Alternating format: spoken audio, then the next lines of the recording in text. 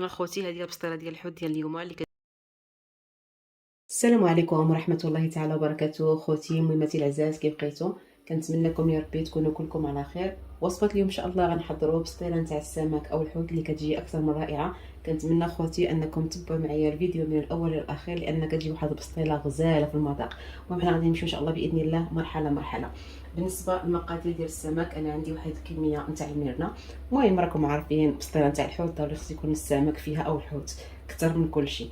عندي هنا واحد تقريبا 2 كيلو نتاع الميرنا. نتوما بطبيعه الحال تقدروا تستعملوا اي سمك ابيض. 650 غرام نتاع الكروفيت منقي. استعملت 4 حبات هنا عندي ديال الكالامار، نقيتهم مزيان كما كتشوفوا معايا، ومن بعد نقطعهم الى قطع صغيره. بالنسبه للتوابل، نصف ملعقه صغيره ديال الكمون، ربع ملعقه ديال الفلفل الاسود او الابزار، ربع ملعقه ديال الخرقوم، ربع ملعقه صغيره ديال الزنجبيل، ربع ملعقه ديال القزبر اليابس، معلقه صغيره ولكن عامره ديال العطريه نتاع الحوت، راه كتباع تبارك الله دابا في جميع المحلات ديال العطريه، ومعلقه كبيره نتاع بابريكا او التحميره. ضروري البنات راكم عارفين في الفطيره نتاع السمك تستعملوا الهريسه، لان ملي كنديروا هذاك شويه نتاع الحار كتعطيها واحد المذاق رائع بزاف. ما تكونش حاره. عصير حامضه، وكذلك عندي هنايا واحد النصف نتاع الحامض المرقد غادي نستعملو حتى هو، لان كيعطي صراحه واحد المذاق زوين بزاف. وتقريبا واحد 2 معالق ديال الصوجا. ولا كان عندكم كذلك الصلصه ديال السمك استعملوا واحد 2 ديال المعالق. وبالنسبه انا دائما ما كنستعملش البنات مطيشه ديال الحك في البسطيله تاع السمك نهائيا. دائما اما كنجيب واحد الفلفله حمراء كندخلها للفران، كنخليها حتى كتشوى معنا في الفران، كنقيوها وكنطحنوها مزيان، هي اللي كنستعمل. ولا سينو هنا كتباع عندنا هي الفلفله كتكون يعني مصوبه دايره بحال مطيشه الحك، ولكن راه مطيشه الحك هذه راه الفلفله حمراء. والقزبور والمعدنوس كديروا واحد الكميه، ودائما كيكون القزبور اكثر من المعدنوس، و4 حبات ديال الفصوص ديال الثوم. الان غادي نحضروا التشرميله. غادي نوضعوا عليها الحامض معصر والحامض مرقد، التوابل، الصوجا، الهريسه، وربع ملعقه ديال الفلفله. وكذلك غادي نوضع الملحه، ما غاديش نوضع بزاف، غنوضع غير واحد شويه، لانكم عارفين الصوجا كتكون مالحه، وكذلك الحامض المرقد حتى هو كيكون مالح، ولكن راكم عارفين الحوت كيبغي حتى هو الملحه. غادي غير هاد الكميه هذه وصافي. دابا غادي نمشيو باش نطحنوا الكل مع بعض. المهم تبارك الله هي التشرميله ديالنا، نزلت ليها واحد شويه نتاع الماء باش غسلت هذيك الطحانه. هانتوما لاحظوا معايا تبارك الله كتجي صراحه بنينه بزاف. ومن طبيعه الحال نتوما كتذوقوا واحد شويه، لقيتوا بان مازال ناقصها شويه نتاع الملحه، راكم كتزيدوا. دابا اول حاجه غادي نقوموا بها هو اننا غادي نشرملوا الميرنا هي الاولى. بسم الله.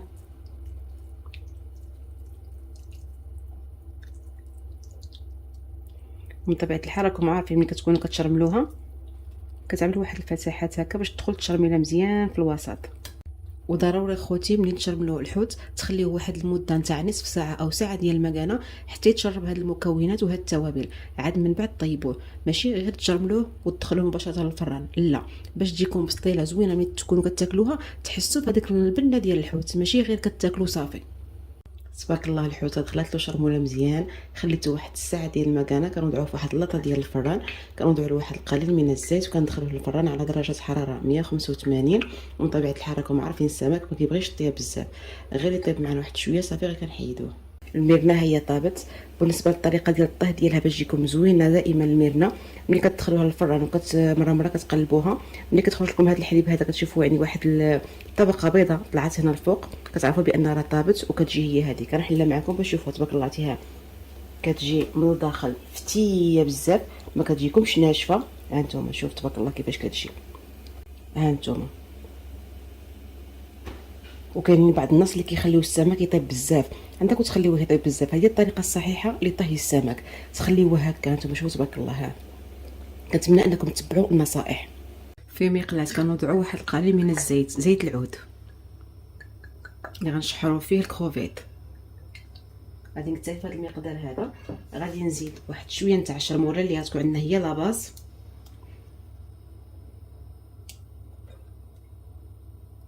واحد الكميه وغادي نشحروها مع هاد الزويته. الان غادي نزيدو الكروفيت. بسم الله. ضروري تخليوها تشحر واحد شويه.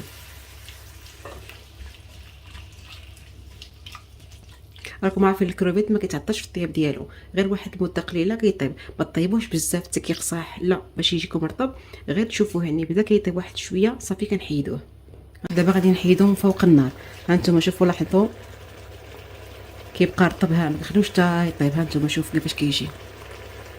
وبالنسبه لهاد السوائل هادو غادي نحتاجوهم باش نديروا الشعريه الصينيه.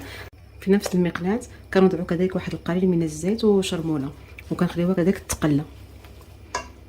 بالنسبه للكالامار انا قطعته قطع صغيره على هذا الشكل هذا. غادي نوضعوا الكالامار. بسم الله. وهو الكالامار راه طاب. شوفوا تبارك الله لاصوص كيفاش كتجي تبارك الله عليها خاتره. وبالنسبه لشتو شي كالامار ماشي نوعيه جيده ماشي مشكل، عملوه في الحليب وبيتوه ليله كامله. ملي تبغيو ديروا لوليداتكم الكالامار عرفتي راه كيرجع الزبده. في مقله واحده اخرى شلطت البصله على هذا الشكل هذا، يعني قطع صغيره. وضعت واحد شويه نتاع الزيت وكذلك واحد شويه نتاع الزبده. وبطبيعه الحال درجه الحراره خصها تكون متوسطه، ما تكونش مرتفعه باش البصله ما تحرقش. وكنخليوها حتى كتعسل، يعني ملي كنحصلوا على داك اللون الذهبي صافي كنطفيو عليها البوطه. وفي نفس المقلاة اللي كنا شحرنا فيها البصله كتبقى لنا داك شويه نتاع الزيت. دابا كنوضعوا الفطر. ها نتوما لاحظوا معايا الفطر قطعته على هذا الشكل هذا، شريته طبيعي، غسلته نقيته بطبيعه الحال وصافي. دابا غادي نوضعوا قطعنا الى شرائح رقيقه. استعملت 300 غرام وكنشحروه بطبيعه الحال. كنجهدوا على البوطه، كنخليوها على درجه حراره مرتفعه، لانكم عارفين الفطر كيطلق واحد النسبه كثيره نتاع السوائل. ملي ما كتبقاش فيه واحد النسبه نتاع السوائل صافي كنحيدوه. ها انتم هاد المقيله مازال محتاجاها. غنضيف فيها واحد شويه نتاع الزيت ونوضعوا ما تبقى من شرموله ونشحروها. وهذيك الماء اللي قبيله كنا شحرنا فيه الكروفيت تلقى ديك النسبه نتاع الماء، نزيد ليه واحد شويه نتاع الماء العادي وغادي نسلق فيه الشعريه باش حتى الشعريه ديالنا كتمكن. انا دائما كنستعملها للغميسه البنات. هذه صراحه نوعيه زوينه بزاف وكتجينا دائما في فطيلات ولا في مملحات رائعه. غنستعمل 3 ديال الحبات وغادي نطفي عليها البوطه وغادي نخليها تسلق راسها غير في هذاك الماء اللي سخون. وعاد من بعد بطبيعه الحال راكم عارفين خصنا نقطعوها ونصفيوها مزيان. دابا ان شاء الله غادي نخلطوا المكونات كلها مع بعض. خلطت الكروفيت مع الكالامار مع ديك لاصوص اللي جاتنا خاطره قبيله. شوفوا تبارك الله كيفاش جات. غادي نوضع البصله. ها نتوما شوفوا، يعني البصله خصها ضروري تكون هكا محمره معسله. كنوضعوها حتى هي. بسم الله. كذلك الفطر الطبيعي. وانا دائما في النهايه كنعمل واحد شويه نتاع قشور ديال الحامض مصير. هانتوما شوفوا تبارك الله كيفاش كيجي غزال معسل. دابا ان شاء الله باذن الله واحد الاخت طلبت مني انني نعمل لكم الطريقه. دابا ندير لكم الطريقه ديالو اللي كيجي صراحه اكثر من رائع. حتى هو كذلك كنوضع واحد ربع حامضه مصيره. وعندي الفطر الاسود. راكم عارفين الفطر الاسود كنستعملوا غير واحد الكميه قليله، كنوضعوه يعني في الماء حتى كيضاعف الحجم ديالو كيرطب. عاد من بعد كنقطعوه وتا هو غادي نوضعوه.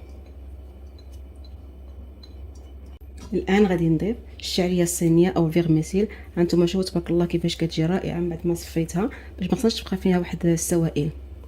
صافي كنوضعوها حتى هي. ونزيد واحد شويه نتاع الشرموله اللي كنا شحرنا. غنزيد واحد الكميه ونخلط مزيان وانا كنذوق. راكم عارفين بان زدت الحامض مصير غتجيني هي هذيك، ولكن الا جاتني شويه مسوسه نزيد معها شويه نتاع الملحه. شوفوا تبارك الله كيفاش كتجي. يا سلام يا سلام البنات، ما شهيتكم في هذه البسطيله ديال الحوت، كتجي من اروع ما يكون. هنايا عندي المكونات كلها جاهزه. دابا عندي هنا واحد شويه نتاع الزبده وورقه ديال الفيلو. المهم انا غادي نعملها في المقله لان ما عنديش اللاطه ديال البسطيله. ماشي مشكل، المهم نتوما تعملوها كما بغيتو. غادي ندهنوها مزيان بالزبده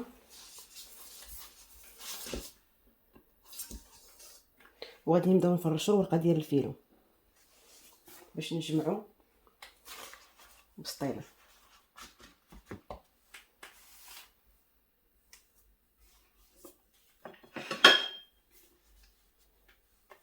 على هذا الشكل هذا. وحنا كندهنوا بالزبده، راكم عارفين الورقه ديال الفيلو كتبغي الزبده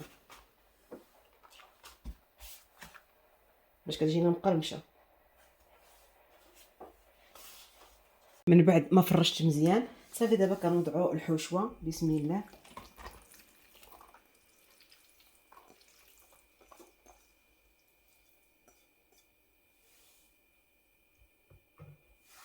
ونقادو مزيان. ومن بعد كنوضع الميرنه دائما كنخليوها هكا صحيحه، يعني كنخليوها طرف كبارين. نتوما تبارك الله يعني عامره حوت. دابا كنوضع واحد شويه نتاع الجبن، كتبقى اختياري، بغيتو توضعوا الجبن وضعوا، بغيتو توضعوا على خاطركم. كاين الجبن كيعطيها واحد المذاق واحد التعليكه زوينه. والان غادي نبداو نجمعوا الاطراف.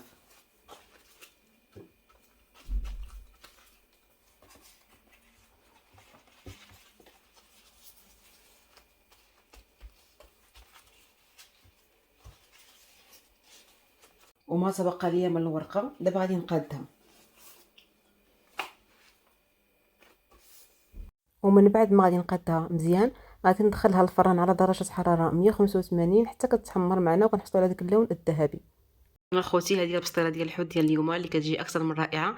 كنتمنى اخوتي انكم تجربوها بهذه الطريقه. المهم تزيين عادي درنا لها، نتوما تقدروا تزينوها باش ما بغيتوا. المهم وصلنا لنهايه الفيديو. كنتمنى وصفات اليوم ان شاء الله تنال اعجابكم، ونتلاقاو مع فيديو مقبل ان شاء الله. خليتكم على خير ومع الف سلامه.